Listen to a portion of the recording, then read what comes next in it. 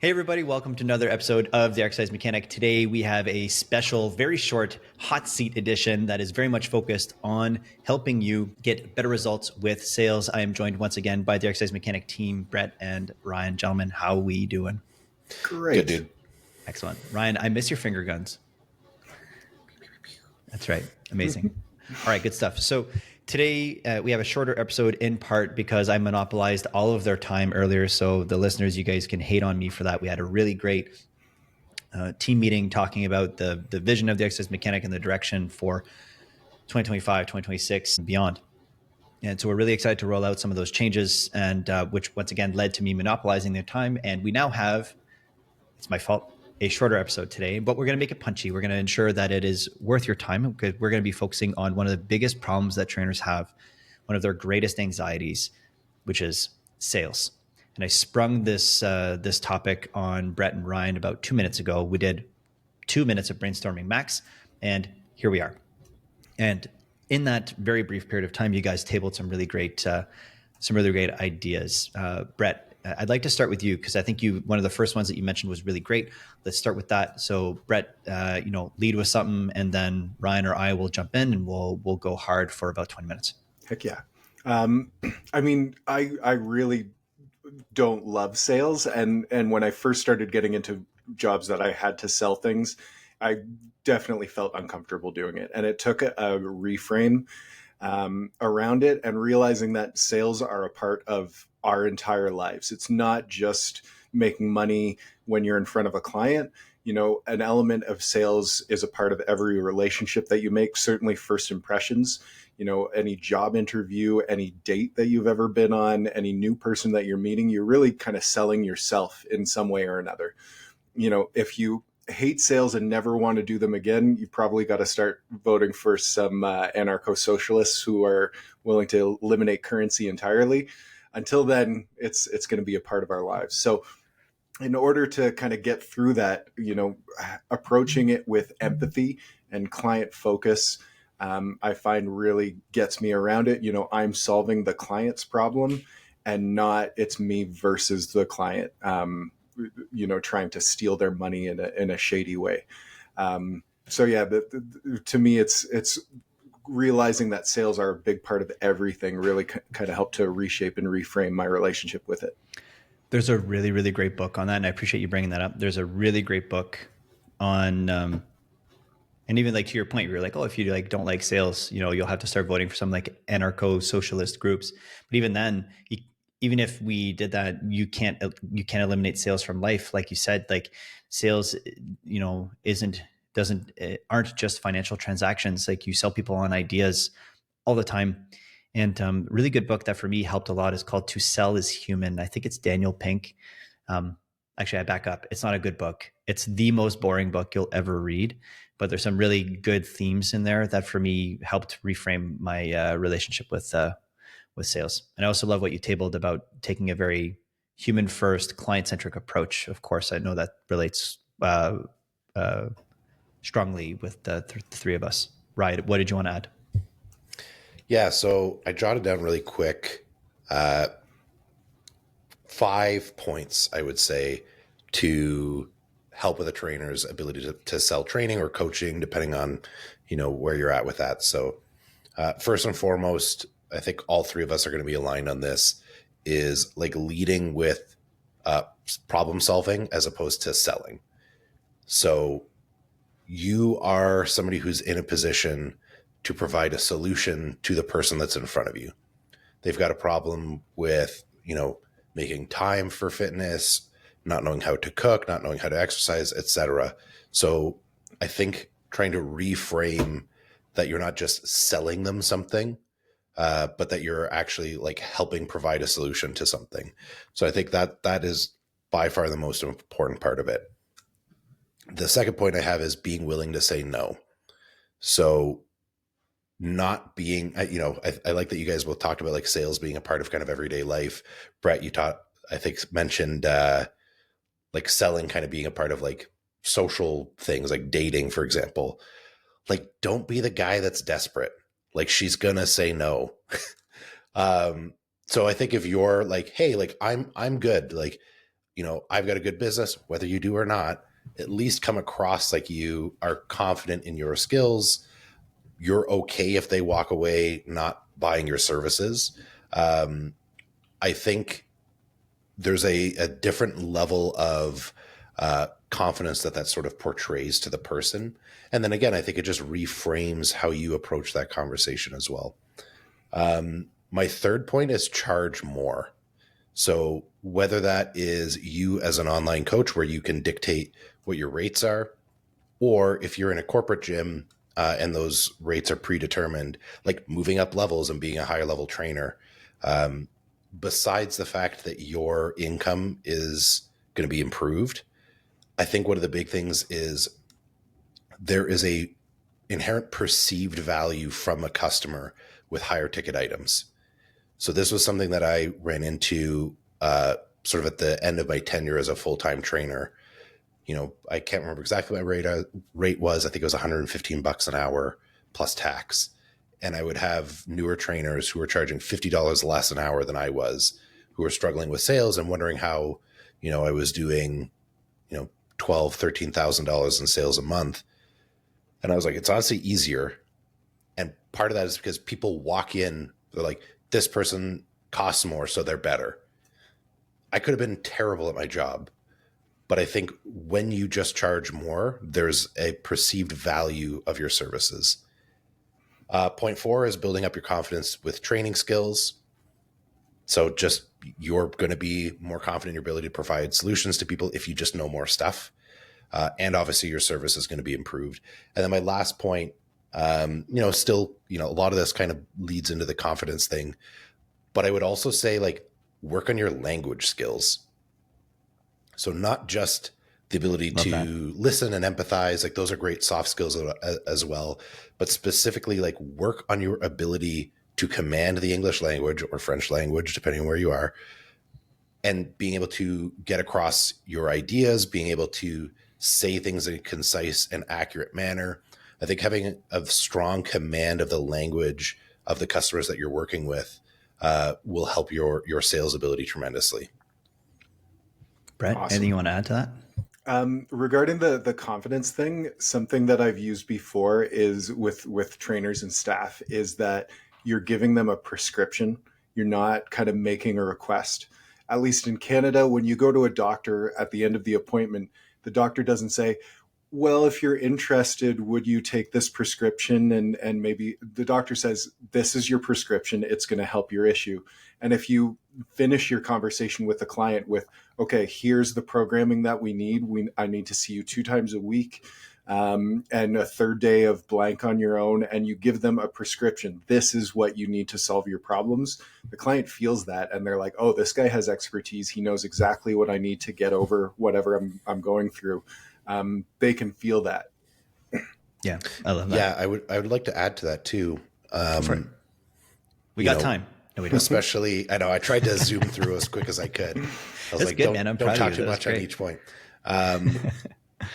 Even in the position that I'm in now, where I predominantly work with clients online, and that demographic is quite a bit more experienced than maybe what you would have in a commercial gym. Clients want to be led. That's why they're hiring you. So even if, I'd say in particular with some of my more experienced clients, because I work with many that are coaches and trainers and stuff themselves, as much as I like some collaborative decision making, the understanding, and it's not just a implicit understanding, it's a spoken understanding between the two of us that I still have kind of the final decision on most things. Ultimately, they're the client and they could leave training at any point, but we've agreed that they're hiring me so that I can make decisions for them. I literally just had somebody reach out today, who they themselves are a coach and a competitor, who literally stated they feel capable of making these training decisions, but they're just busy and they don't want to have to do it. Mm-hmm. That's a huge part of why people hire you, is just so they can remove that decision fatigue. Mm-hmm. I think of in a corporate gym setting, I'm sure both of you guys can relate to having clients that were like this.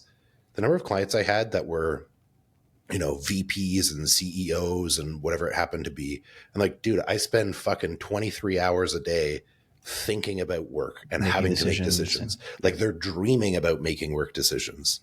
They're like, this is the one area where I just want to outsource that decision making. Yeah. Yeah, I totally agree. And then on that very specific point, that's why I hired and still work with my coach. Very same idea where it's like, yeah, I could probably do my own programming, but I would much rather just be told what to do and just focus on like, how can I make this work in my schedule? Really, really, really good points from both of you guys. Fantastic. And there's going to be lots of, common themes that I'm going to mention with some of my points here.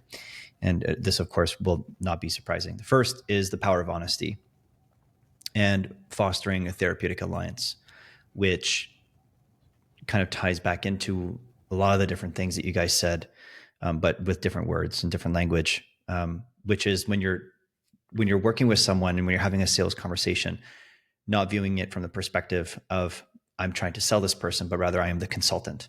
I find that the kind of the behavior and the energy of the consultant, like you guys mentioned, like, hey, okay, great.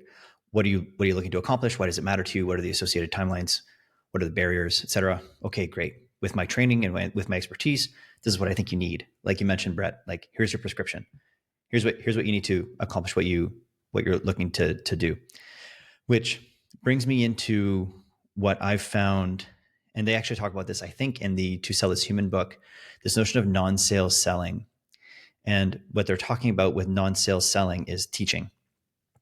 And I found that in consultations, teaching is one of the, how would I put this, is a very powerful way to get people bought into a journey.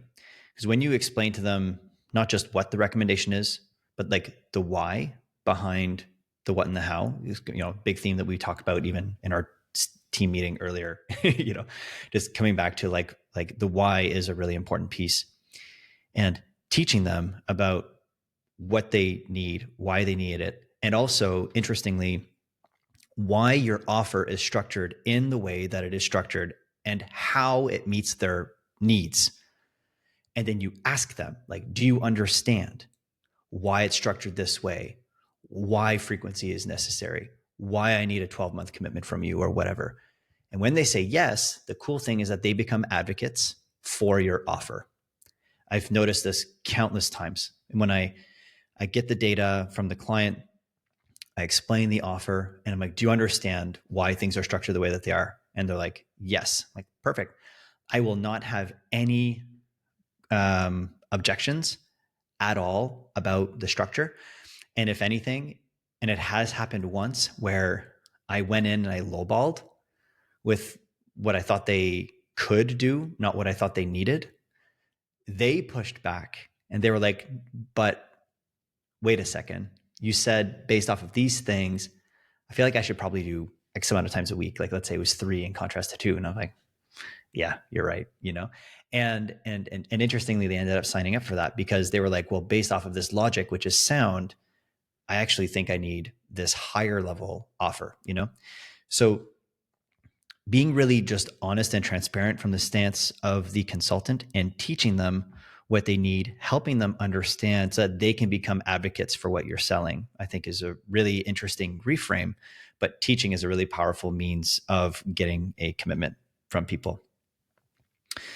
And then the second piece that I wrote down here ties in very much to this first one, which is just ensuring that your offer not only ties in, but it directly solves their problems. And this is where like I put a lot of thought into offer creation for myself when it comes to even like the courses. The meeting that we had earlier was all about like what are the problems that we're trying to solve, and then also like how are we going to go about doing this, and what's the series of offers that could help us accomplish this goal. And when I started when I launched my training business at Epic, it was a similar thought process. Like, okay, so a client comes in, like, what do they need? Like, what do they need to be successful? And then also, what would be a good introductory offer, that I could use as a means of taking some of these first steps with people that doesn't have a large commitment at the beginning, because I don't want to be locked into working with a client that's not actually going to be a good fit for the service. And also, if they hate it, and if they hate my guts, I want them to be able to leave, because I don't want to fucking try to tolerate someone that hates my guts for a year. I've done that, not fun. And so the whole offer was structured from this perspective of like, just what do they actually need the most? And like my closing rate at Epic was really, really, really high. And I've applied that thought process with the hybrid model that I offer online now, and also the hybrid model that I offer in person. And never at any point do I have any objections. Truly, never with a capital N. Never have any objections about what it is. It's just about finding then a financial solution, because then they're bought in and they're like, I get it. And, but maybe they're like, I just can't do this thing. So how can we make some compromises? And it's like, perfect. That is totally normal. Let's figure that out and let's find the solution that works for you. And then it ends up being this kind of therapeutic alliance piece, you and the client, like linking arms, addressing the problem, in contrast to you versus the client trying to get their money. This feels shitty. This makes them feel taken care of. What do you guys think? Cool. Yeah, I have a couple of thoughts. I agree again, with everything that you said there. Big shock. One thing that you didn't say that you have talked about quite a bit in the past, and I think you teach the students the internship, and something that's like stuck with me, is not fear mongering in the sales process. I always kind of call it like, it's almost like racketeering. Yeah. You lead with a positive, sort of positive, like vibe. I'm forgetting the word I want to use here, but rather than like coming up with some problem during your assessment, and it's usually some weird, like, oh, your left foot turns out when you walk, and that means that this is going on with your hip and you're going to die. And if you don't sign up with training with me, like, it's going to happen quicker. Yeah. So like, don't do that shit. And I would add, the other thing is, when you talk about this, combat between you and the client, I do think it's very helpful doing some digging and emotional interviewing and all of that stuff. And when you then take the things that they told you, the answers that they gave you, and use that as ammunition as to why that they should buy, I think that that's really skeezy. It's like when you're like, oh, but you told me that you spend $100 a week on takeout. And if you just put that towards training, like I all of that, I think is just really scummy sales practice. Yeah, for sure.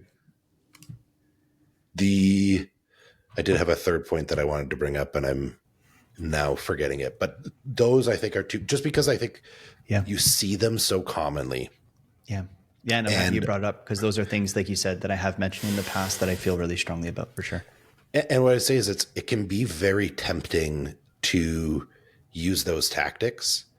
But I think it's one of those things, as you said, even if it does work, I don't know how you guys feel, but when you end up with a client that you've almost bullied into buying your services, they're also just never a good client.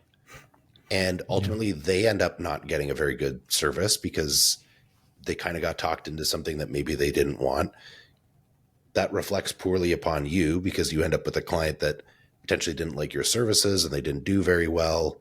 And it's also a bad experience for yourself, which this reminded me of my third point, a little bit less immediately actionable.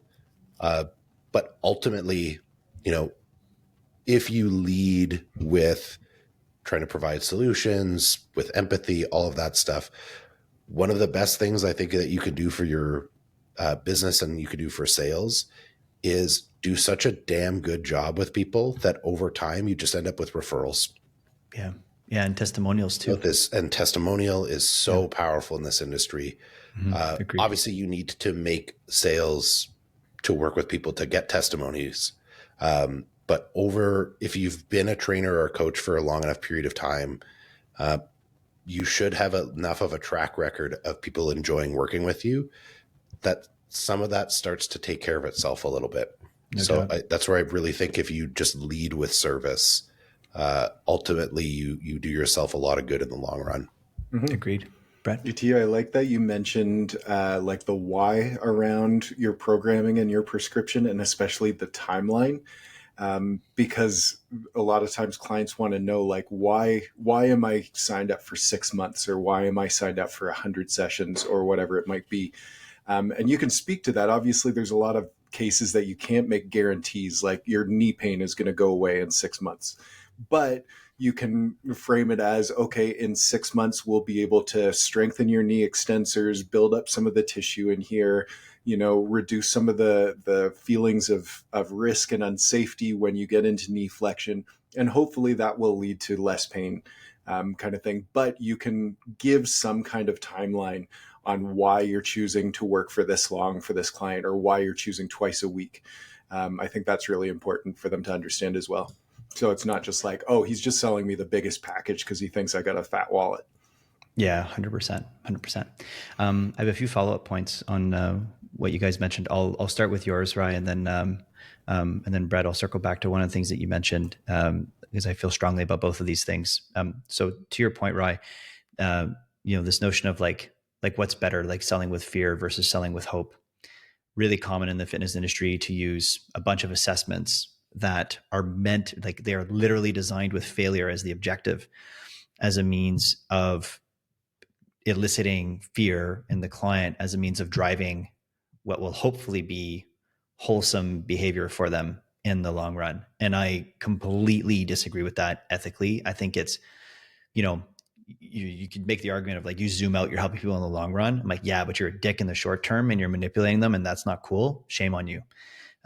And also the great thing is that like when it comes to those assessments and the conclusions that they come to, they're just false. Like there's just no data that substantiates them. And you don't need to be able to pass, an FMS movement screen or to be able to do all these different things to be pain-free. It's just not the case. And that's really good news. And this is the thing that kind of leads to hope, where it's like, you don't need to have your foot straight so that the thing aligns with the thing and then the thing doesn't hurt. Like you don't need that. There are lots of ways that we can help you feel better. And what's interesting is like science is outright hopeful. Like the thing that creates hope is science, which I find is really interesting. And to your point, when you get someone who is a fuck yes to the journey because they believe in who they can be, there's trust in the person that they're consulting with, that person is going to be such a better client than someone who's dragging their heels because you convince them that they should be there. Or their doctor convinced them. Like some of the most challenging clients I've had from an adherence perspective, an effort perspective, were folks that just signed on for training because their doctor told them to, and they didn't want to be there. They're dragging their heels through the whole thing.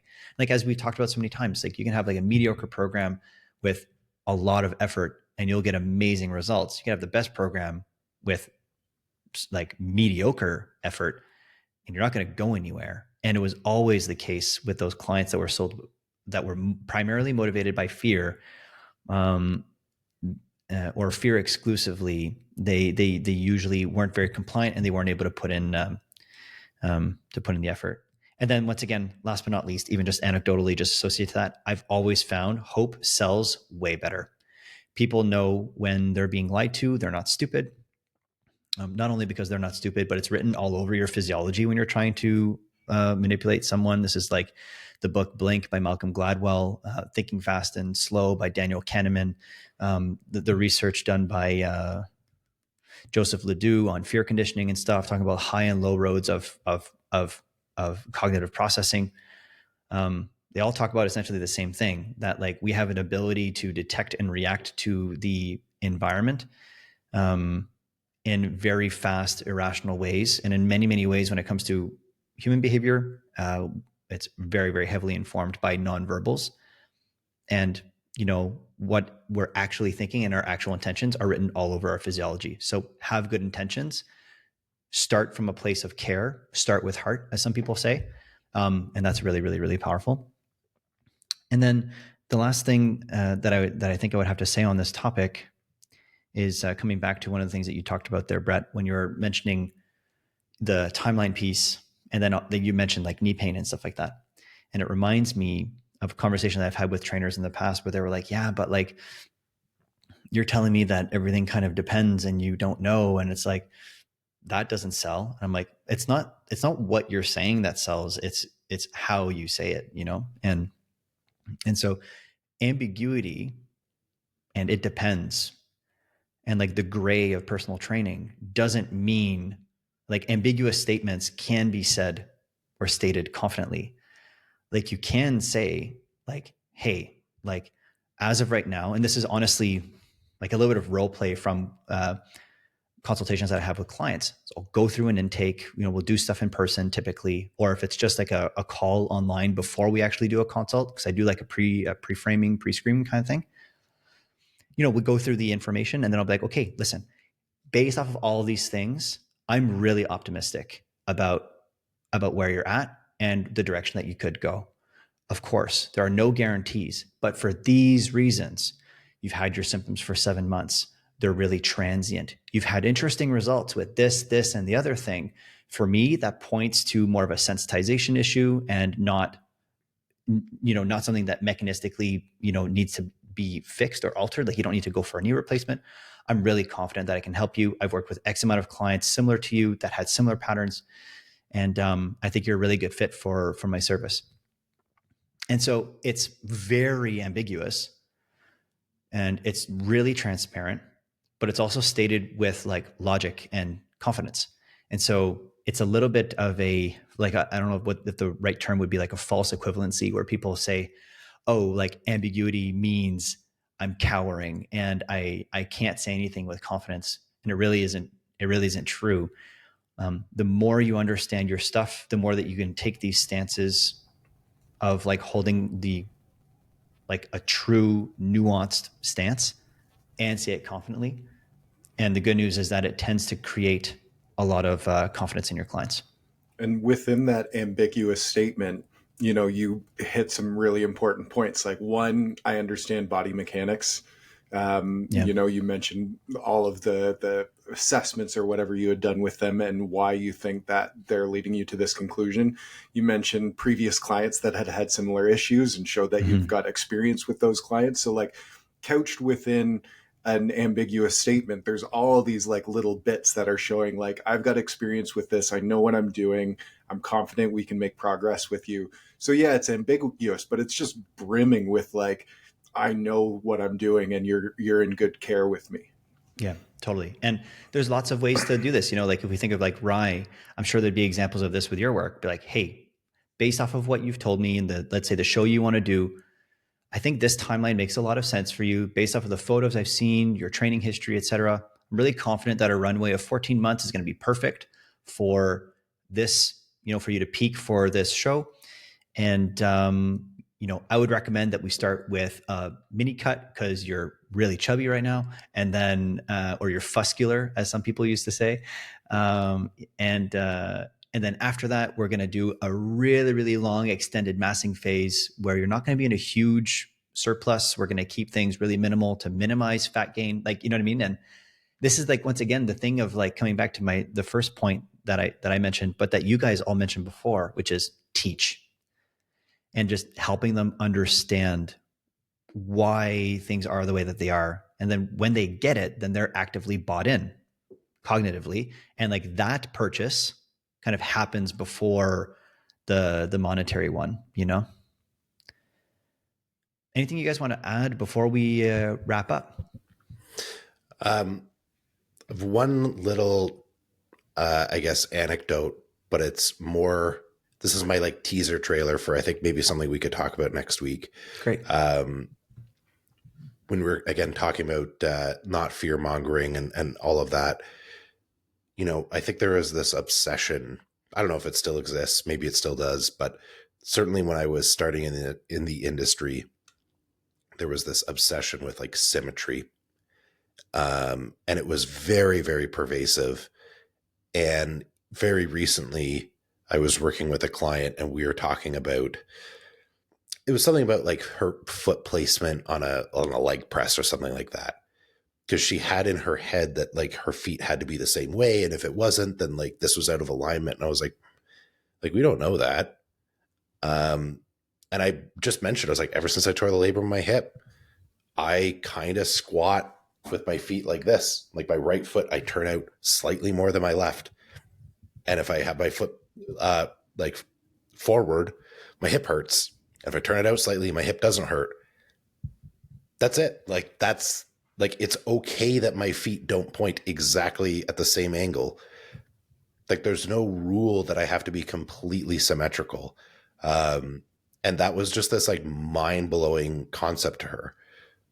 And I was like, I don't know, like, I just adopted a stance that I could do the full range and be pain free essentially for years now, rather than beating my head against a wall, assuming that my feet had to be exactly the same.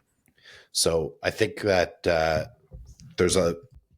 are certain concepts that people have when it comes to, you know, pain management, rehab, etc. Like I said, I'm sure UET could talk about this ad nauseum.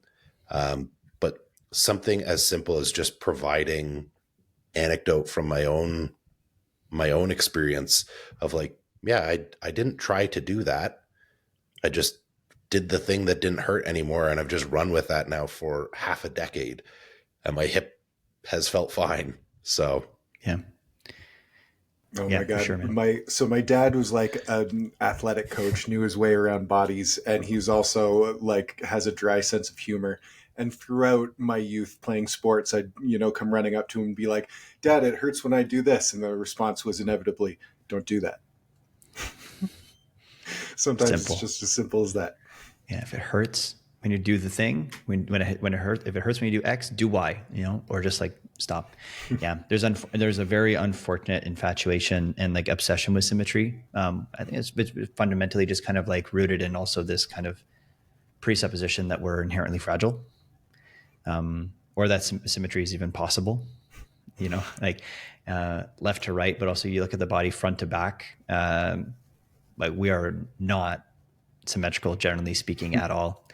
And this notion that we're like born as like these perfect little beings and our bodies are like ruined as we age, like, all the talk about how babies have perfect squats and adults don't and stuff like that. Like, I feel like that's a part of it too. Like, we're born totally perfect and then become evil. Yeah. Lots of things feeding this. Yeah. Mm-hmm. Those people just need to understand the center of mass. Yeah, and connective tissue, but yeah, that too. Like babies are goo. Of course they can squat. They literally don't have like an ankle joint. I probably mentioned this before. It blew my mind when my kid was born and he could dorsiflex enough to touch his toes to his shin. Yeah, that's no bananas. Problem. Like, you just grab his foot and he's just like like happy as a clam. Crazy. So I'm gonna see if I can find this photo at some point. There's and this maybe we'll wrap up because I know we said we had a tight timeline. I worked with a guy at the Plasterlean's Good Life who was the most, and I've seen a lot of hypermobile folks, by far the most hypermobile person I've ever met in my life. He laid on his back on the kind of like the treatment table, knee fully extended, which already there we're going to be putting usually a little bit of tension or length into sciatic nerve potentially, and then also the gastroc at the back of the knee because it's a knee flexor and a and a plantar flexor. So his knee was fully extended, and then I asked him to just do active dorsiflexion. And like, you guys in that position, I dare you to try it. Look how far your foot gets from vertical. Plantar flex, you relax it, it'll kind of fall forward. You'll dorsiflex it, it's going to get to here. You might get here. Homie that I worked with, I shit you not, and like pretend that my forearm is horizontal. His foot was like actively active. I've never seen anything like that. Never. And it's absolutely bananas. He apparently had zero joints, just born without an ankle. But yeah, there's definitely more meat on these bones. We can circle back to them. Maybe if we do a rehab focused, like rehab myths, that could be an interesting episode. We could do that down the road. I appreciate you guys. Today was really great, really punchy. Love it. Some of the key things that I wrote here, in terms of like key takeaways, the power of like honesty, being the consultant, confidence, really tripling down on service, and doing what's right for the client. Like lead with that. Focus less on trying to sell them and just focus on doing the right thing. And that will pay really significant dividends for you down the road. Everything flows outwards from that. Awesome. On that note, gentlemen, have a lovely evening. For those that enjoyed this episode, please like, comment, share it with your other fellow trainers. Help get the good gospel of taking care of people out into the world. And we'll see you guys on the next episode. Bye for now. Adios.